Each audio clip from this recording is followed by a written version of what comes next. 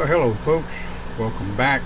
Open Pagan Church, right here every Sunday at 9:30 a.m. That's Central Time. Well, I hope everyone has had a decent week. It's been kind of a crazy one here, I'll tell you.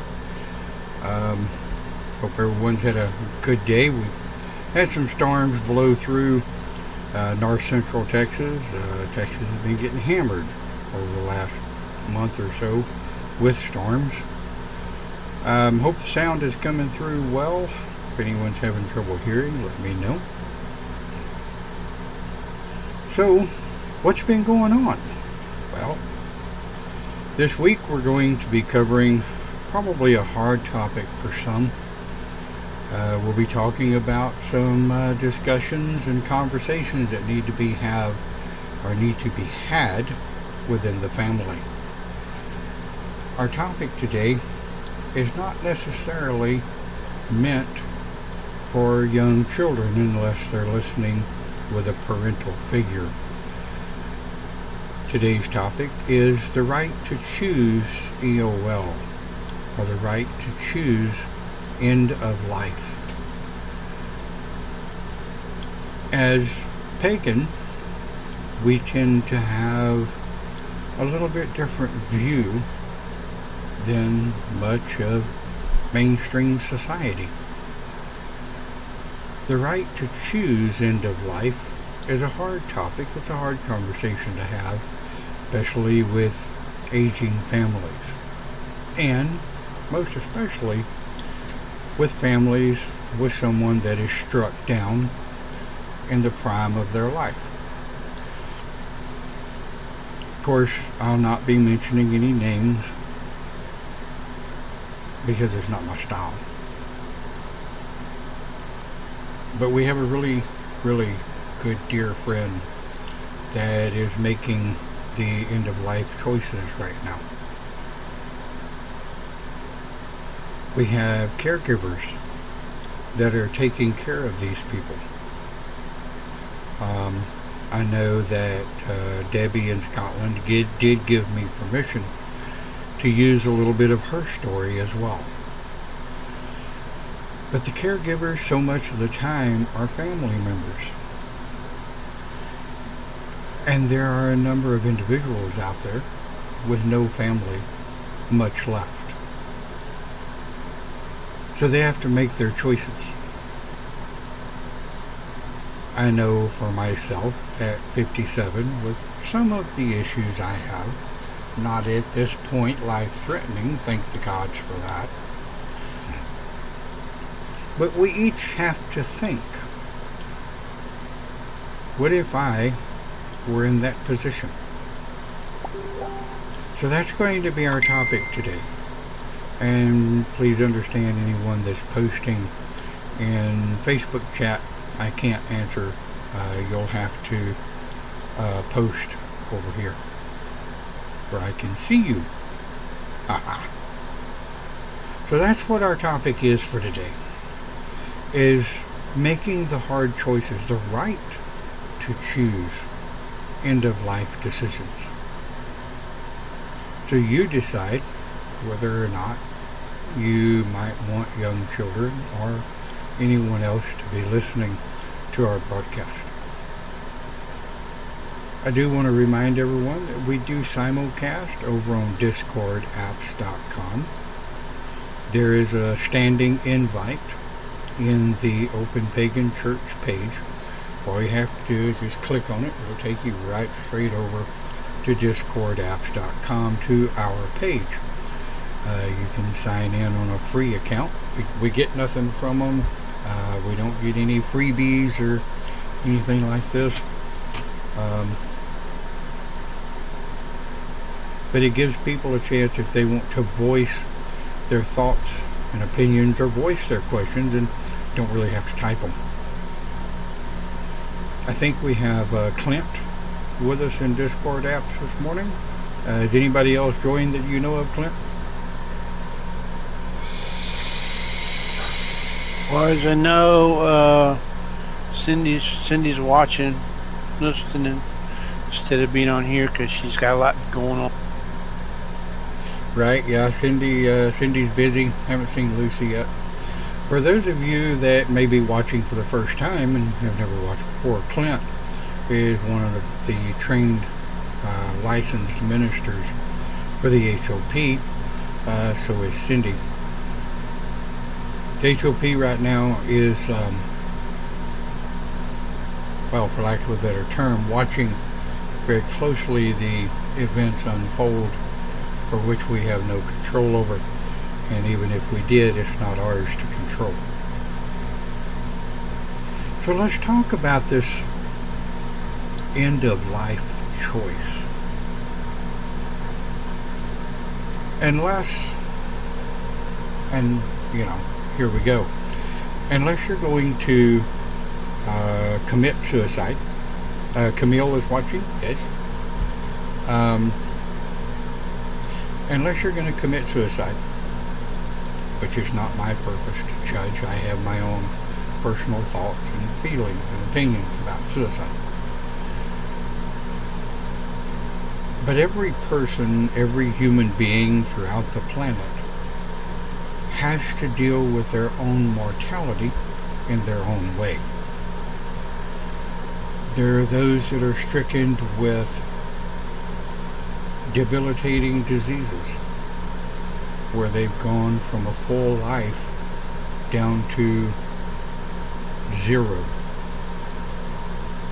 Human beings that have had full mobility, have had a full life, and suddenly, most of the time by no fault of their own, they're suddenly stricken with either a life-threatening disease, an accident that causes complete vegetative state, or an accident that may cause paraplegic or quadriplegic at no step of their own.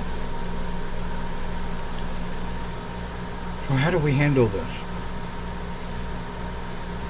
Well, we're not Christian. We're not anti-Christian, but we're not Christian. We're pagan.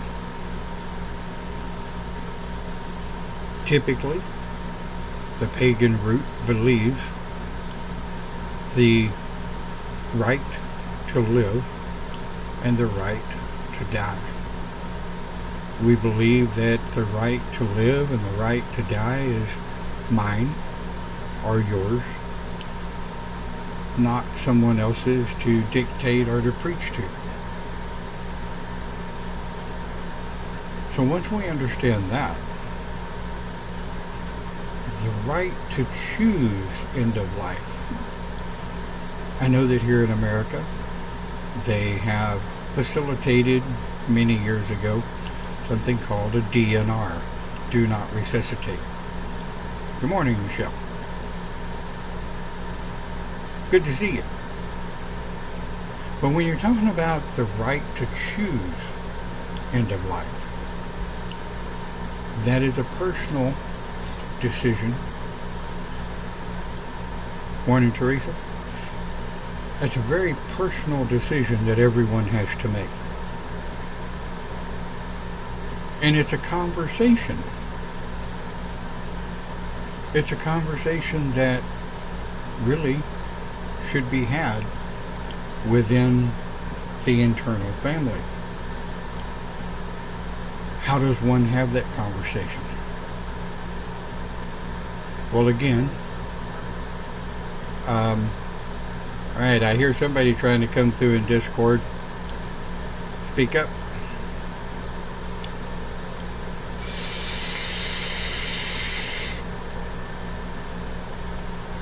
Morning, Teresa. Sounds like somebody's trying to come through in Discord. I couldn't hardly hear you, but minimal. Really can't hear you at all, Cindy.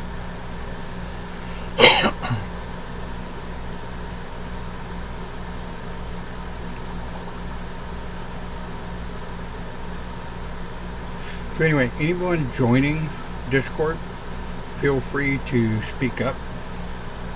If you have a point, if you have something you want to say, by all means, we do keep an eye on the chat channel. Good morning to those of you that are joining for sure. Looks like we got Teresa, Michelle, Clint, Camille, Clint, Cindy. And if anybody else is in there that I missed, good morning. So, our conversation today is a hard one for most anyone. And as a pagan minister, I'm very careful how I approach these particular topics, because it's not my place to voice right or wrong. As always, in open pagan church, my suggestions, my opinions are just that. They are my suggestions and my opinions. I'm open to anyone else's opinion or suggestions, but it's a conversation that I think should be had within our family. And anyone else you choose, not the family chooses, but you choose. It's a very personal decision, end of life.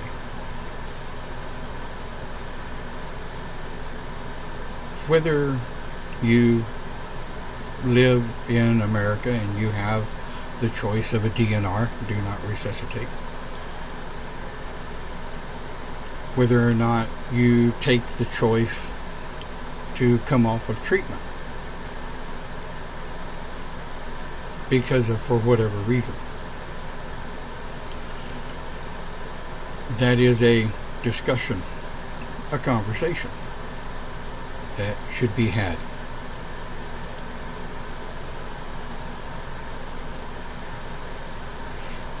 And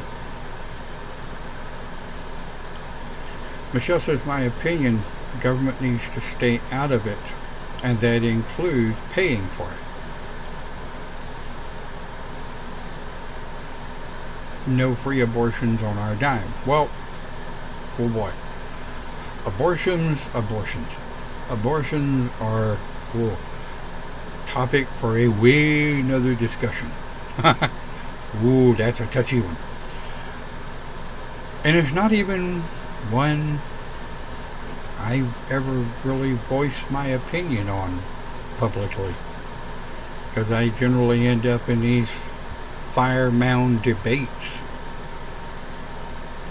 But when we talk about end of life, we're talking about situations where you're stricken with a disease that's going to eat you up from the inside out, of which there's no cure, there's no coming back from. We're talking about diseases and injuries and events that put us down and out, so that we become a burden on those that we love. We're talking about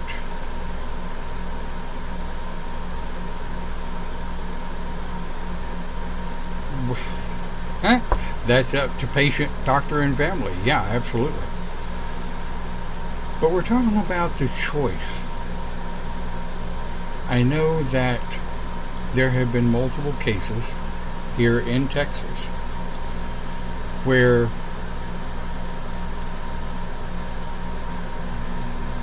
laws and churches have stepped in when families have wanted to pull the plug on a family member for a myriad of different reasons, for 1,000 different reasons that a family member may be laying up in a hospital bed, and the family has to take a look at that family member and go, what would so and so want? What would they want? And decisions have to be made from there. I, in agreement, don't believe that governments and religious establishments should get involved with making the decision for the family.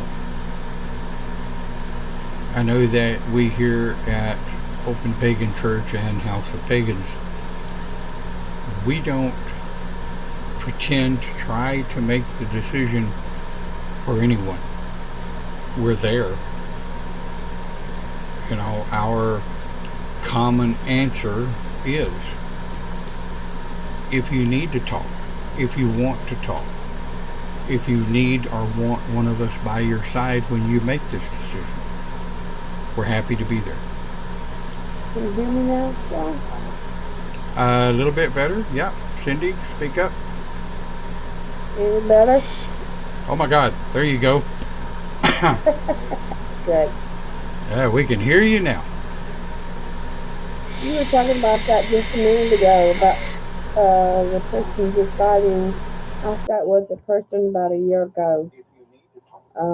They decided to quit taking the chemo and stuff, and he just said, "Can you stay with me when it's my time?" And I was there for about maybe a day and a half.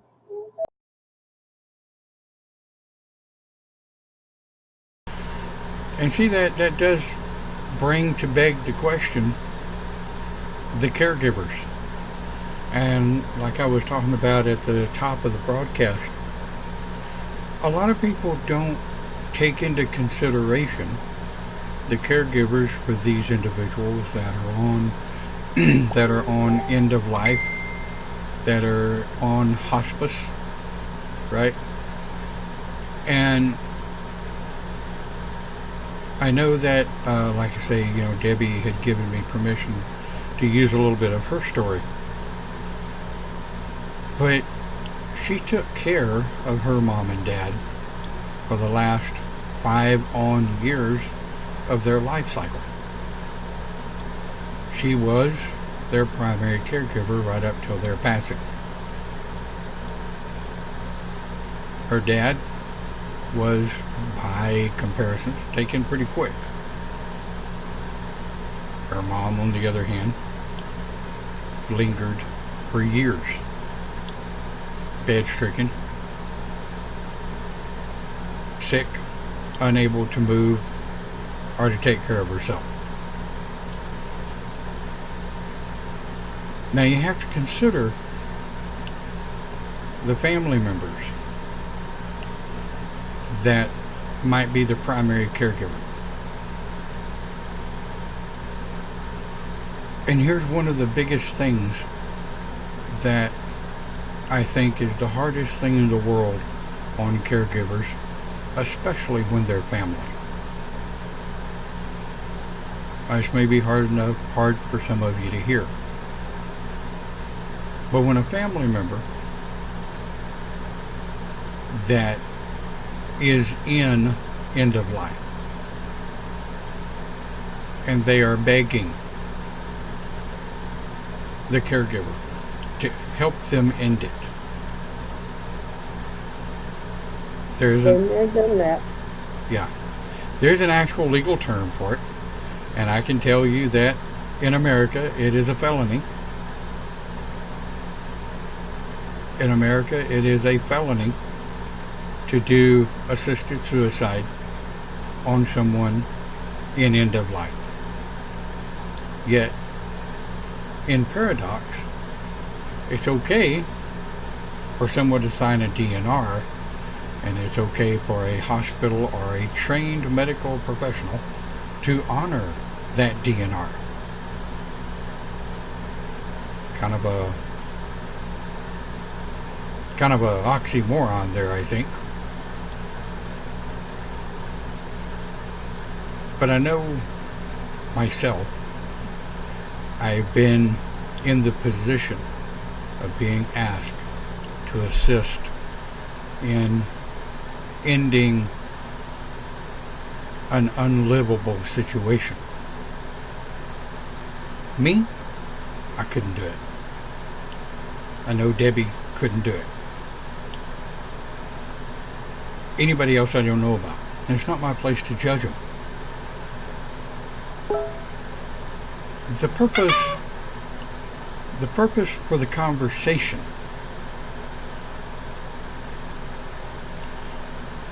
Right. Doesn't make it any easier. The purpose for our conversation today is last week we talked about the aging pagan community and how we really need the younger generation to step up. Teresa says there are some states where that's okay, actually. Forget which ones. Might be interesting to look it up.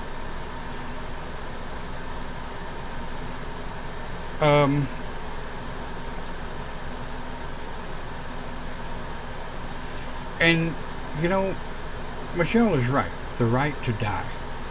Human beings had no control over their birth. Human beings, well, the parental said, there you are, and, well, there you are. The type of life you're going to have, well, that's between you and the cosmos. What's going to happen to you as you grow up? Well, that's cause and effect and choices, as we all know. Really do. Right? But when things happen, and I'll just go ahead and coin the phrase, when shit happens, as it does in life, do we not, as human beings, have the choice or the right to make the choice of how we go? Well, that's... I would think so, but the only thing you can do now in the United States is if you decide to go, we'll call in hospice or someone and get us comfortable. But other than that, if you commit suicide, oh my goodness. Yeah. But wasn't in the old age part, the shamans, or not the shamans, I can't remember what race did it. They said that if a senior or elder wanted to pass away because they're old and didn't want to continue, they're allowed to do that. The druids, the shamans, the witches, as far as I know, all pagan paths have a history of assisted end of life in one form or a fashion. Correct. Teresa says they're called death with dignity laws, and there are 7 states that have it. That's cool. Cool. California, Colorado, District of Columbia, Hawaii, New Jersey, Oregon, Vermont, and Washington. I'm gonna move when I get old. By the way, a bit of a reminder, we're halfway into the broadcast. Those of you that may have joined late, you may be hearing people talking. How the hell do they do that, you say? Well, they're using discordapps.com.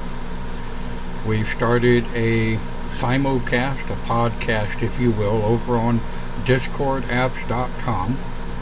And there's a standing invite in the Open Pagan Church page and in the House of Pagans page. All you do is click on it, fill it out, and go. Yep, I just posted on the webpage. Yep. Alright, so it's right there in the chat. So, let's step back for a minute. Let's take a deep breath. And let's try to regroup a little bit. We know, beyond a shadow of a doubt, this is a hard topic. And we know, beyond a shadow of a doubt, this will pull on the heartstrings of those of you that have done the caregiver. Those of you that have been in a position as a person of living, having been in a position where being asked to perform a mercy suicide. And yet it's perfectly okay. In fact, it's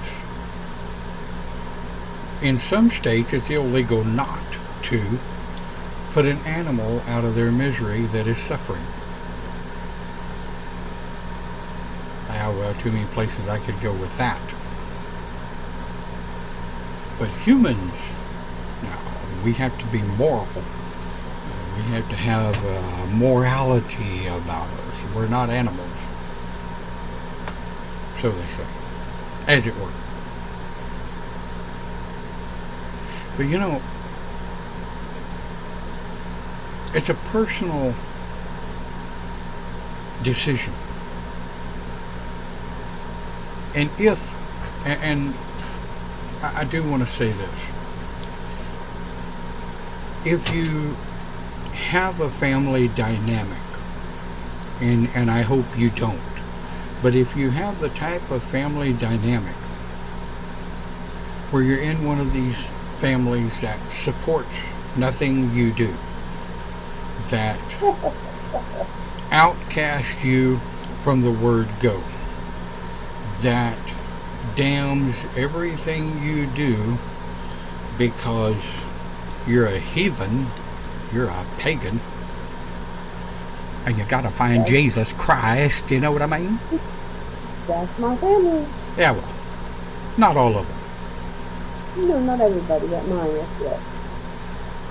But if you're in one of those situations where you have a completely non-supportive biological family in which to help you make these decisions, family is not always biological. I know in family choice, FOC. Say again.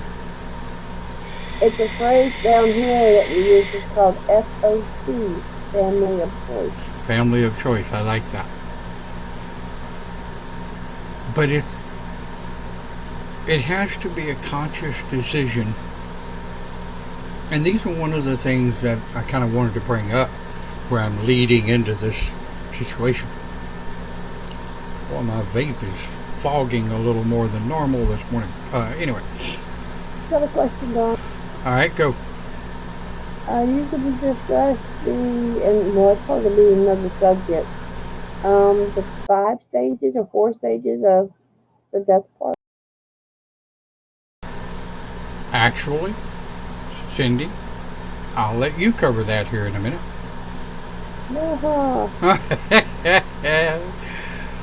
So,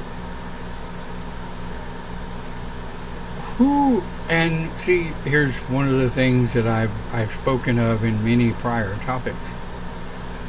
Who is your own worst enemy? You are. Who is your own worst enemy when it comes to making life-changing decisions? You can be. You can also be your best friend, depending on your mindset, where your thought processes are, your emotions, and all 5 of the human elements at the time. So one of the things I've always recommended in life-changing decisions, and I don't see end of life as any different than a life-changing decision. But I think that everyone, when trying to make choices about end of life, I think everyone should talk to someone. I think caregivers especially, need someone to talk to. Because I've seen it too many times where caregivers will be a family member and they find themselves getting wound up in this spool of guilt. Maybe I could have done more. Maybe I should have done more. Maybe I could have been better. Maybe, and this generally comes after death, but when they do this, maybe I should have done more. Maybe I coulda, shoulda, woulda, coulda, as it were. And that ends up becoming very, very self-destructive on many, many levels, in many, many aspects. The way we can get around that is to talk to someone. Verbally, vocally talk.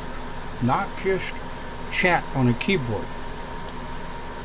You need to be able to hear and you need to be able to speak those thoughts.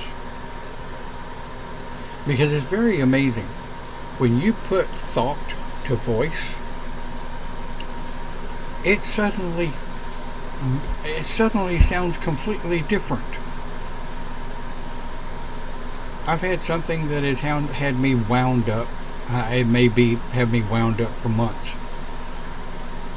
And I'll finally decide to sit down and talk about it. And all of a sudden, it sounds just completely asinine. I'm like, why was I bothered with that? Because our brains process differently than speaking about that process. And the reason I always recommend that someone in these situations talk to someone, verbally, vocally talk to someone, is because it gives you a place to vent. It gives you that may be making that end of life decision the ability to voice what your concerns and your fears and your thoughts and where you're coming from may be. So when you're making these choices, or you're a caregiver taking care of someone that's making these choices, you need a vent, you need someone to talk to, you need to be able to step away from what's going on right in front of you. Because human beings are very easily sucked in to the vacuum of chaos, myself included. But the stages in end of life that Cindy was talking about. Cindy, it's been too long since I've looked them up. Can you talk a little bit about those? Yes, sir, sure can. Let's see, there's 5 stages of grief. They're called denial, anger, bargaining, depression, and acceptance. For denial is they don't think it's there. They go on, keep on living, or don't want to go to the doctor, or been to the doctor, but didn't want to accept it. It's something they won't. Life makes no sense. They're in a state of shock or denial. We go numb. We wonder how can we go on, if we can go on, and what we should do. That's the first stage. Next stage is anger. Boy, howdy. I, uh, I witnessed that just recently. That stage. The person's angry. She'll say anything that will hurt people. Um, doesn't care about what action she does. Uh, Anger is just anger to me. I mean, they're going to get mad. They're going to be pissed off. They might throw things. They might hit people. Um, Anger becomes a bridge over the open sea, a connection for you and them, it's called. The next stage would be bargaining. Oh, what if I can do this? Before loss, it seems like you would do anything your if only your loved ones would be spared. you please God or the deity. Um, I will never be angry at my wife again. Please let her live. An example. Or if their lost bargain may take the form of a temporary truce. But, people will pray or something and say, please don't take them. I can do this. I'll do this for whatever you want me to do. The next one is depression. Huh. Our friend is going through that stage now, Don. Um, People will cry at the heart of see something on TV. It'll depress them. Um, they're depressed because they want to keep on going, or it's unnatural state to be fixed, something to snap out at, something to just feel angry and depressed. I know they're together. Thanks for. And go ahead. And the next one would be acceptance. Like, okay, I've accepted that friend's gonna, you know, come to the end of life. There's nothing we can do for her but to be there for her. And they have to, she has to, well, I think she accepts it too, because she jokes about it now. Well, everyone, and thank you for that. Thanks for reading those off, by the way. Okay. Everyone has to go through their stages. And that comes with every major life struggle. When we lose a job, we more or less go through those same 5 stages after we've lost something. Lost a job, lost a loved one, lost a home.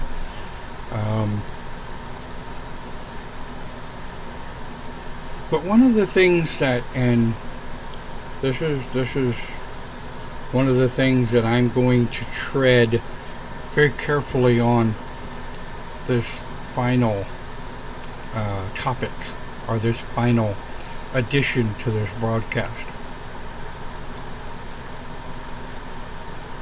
is the members, friends, family, the other progression that a lot of people don't think about. That is a natural stage of healing. And it coincides with the anger, but it's the selfish personalization of a friend or family member or mate death. And that is, how could you do this to me?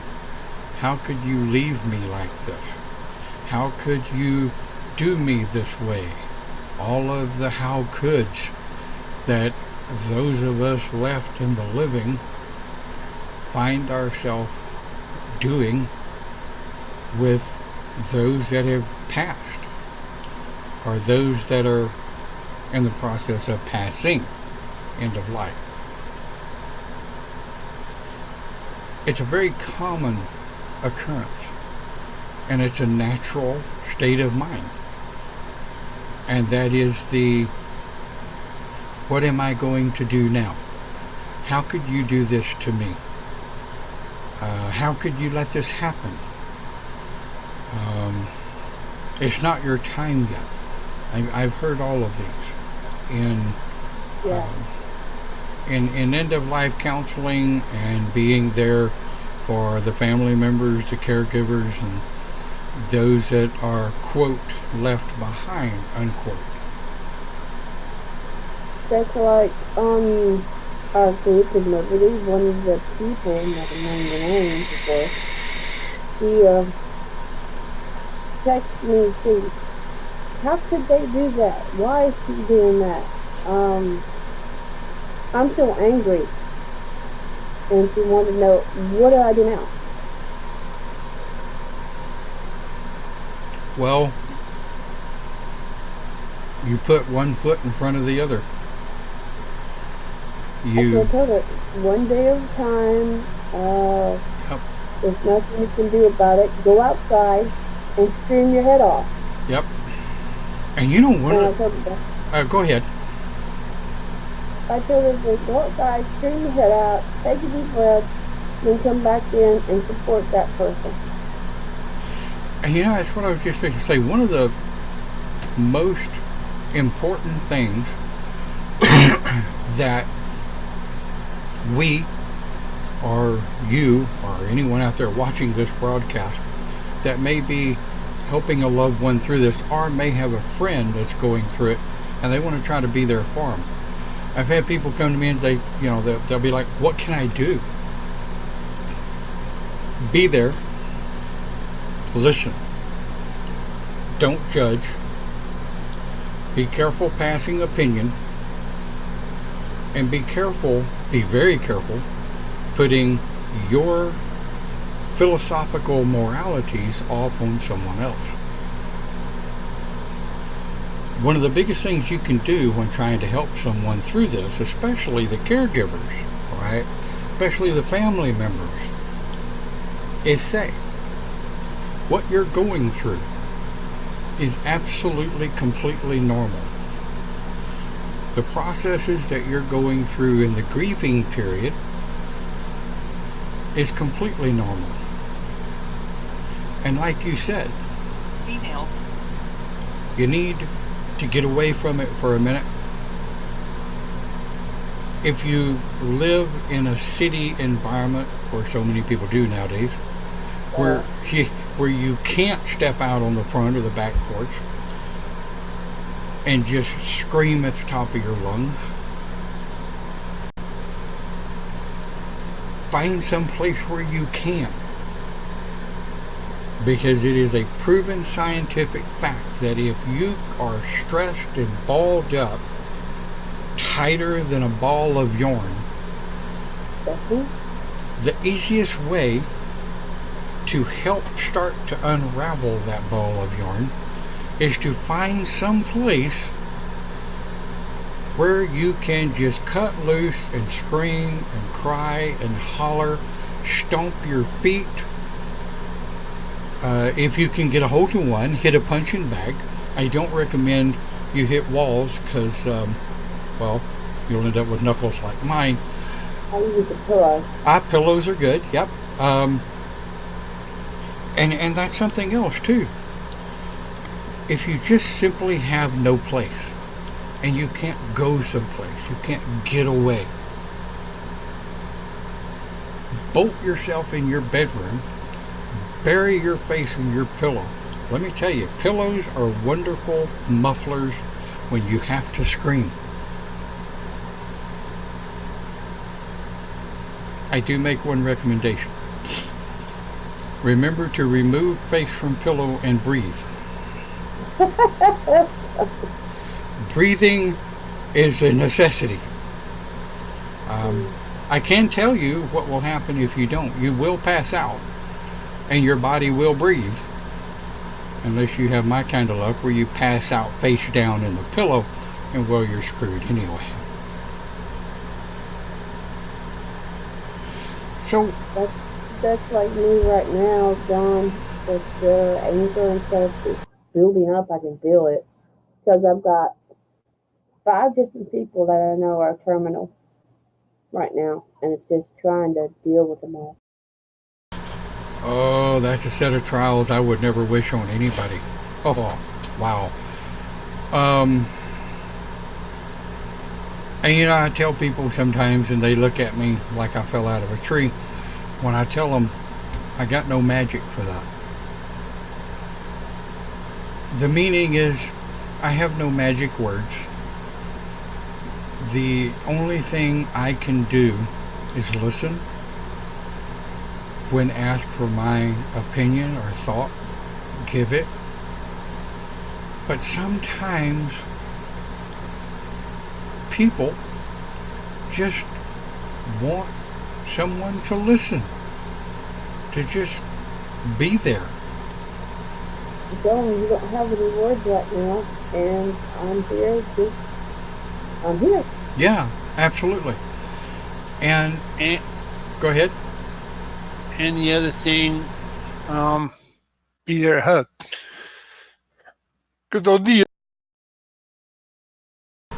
Hugs are good. You okay, Clint? Yeah. Hugs are good. Absolutely. And like I say, we knew this was going to be a hard topic to hold. Yeah. But I want to kind of draw to close with this. I want to thank all of you that joined and listened in. But I do, if there is one, I do want to kind of end on an up note. Once the passing is done, the pain of the one who suffered end of life is over. The hardest thing is reaching down and pulling up our boots, if you wear boots, taking a deep breath, and saying to yourself, I did all I could do. Now that may sound selfish. To a degree it may be. And for us shamans, like 14 days of grief, Right, fortnights. right. But that's also a human thing, going through the grieving process. Oh, yeah. But the one thing that I have to kind of draw to close with this. Every person, every human being on this planet has a slightly different philosophy or action or reaction to a grieving process. But I do have to recommend,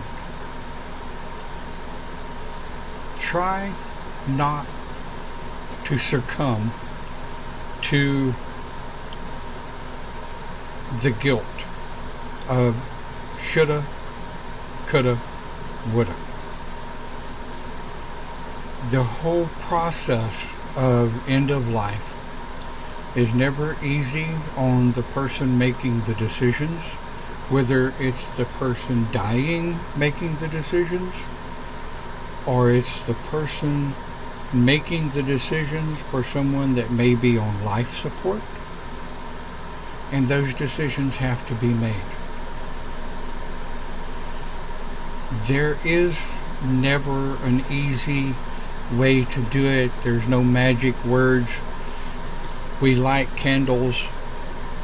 We light candles for guidance, for input from spirit, no matter what path you are, no matter what religion or no religion you may follow. Every little bit of guidance helps. But my only... So true. There's guidance if you listen to it. Right? But the only advice from the old pagan minister here is to remember you're not alone. You're not the only one dealing with what's going on. Maybe that doesn't make any difference to you, and I get it.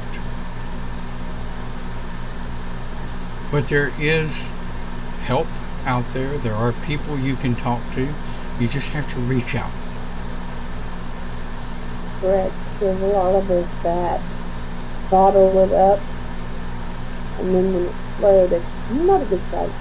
Bottling it up is the worst thing you could do. And I want to read something, and I'm going to close with this, that was written by Clint in the chat. Everyone has to make choices, they're good or bad. It is the choice of the person. We can only be there for them. It's not about me, and I'm going to ad-lib here a little bit. It's not about me. It's not about you, and it's not about anyone else. It's about them. It's about the person making the choices and the decisions, the hard choices. We all grieve when we lose animals because our animals are a member of family. Every living thing has a soul. There's no such thing as easy. Every choice is hard. Thank you for that, Clint. And I apologize for ad-libbing a little bit. Good job, Clint. But as we go through our day, those of you that are caregivers and caretakers, those of you that are making the hard choices for end of life, for our sister that's going through the stages at the moment, and for the rest of the people that are taking care of her and others. It's never an easy choice. It's never an easy decision. The only thing I can ever wish for anyone that ever has to go through the end of life decisions is I hope you never have to do it alone. I know people that have, and it sucks. I want to thank all of you for watching our broadcast today and listening to the simulcast on Discord and kicking in for sure. I'd like to hear from more of you over on discordapps.com. Feel free to fire up the old microphone and join us. And like Cindy said, we will be getting ready for Live with the Shaman at 11 o'clock a.m. Central Time over on Live with the Shaman. Also, simulcast on discordapps.com. Thank you very much for watching. I wish you all a very good week and a good day. And hang in there. It's going to get better. Somehow, some way, somewhere. It's generally not as bad as one may think. Have a great day.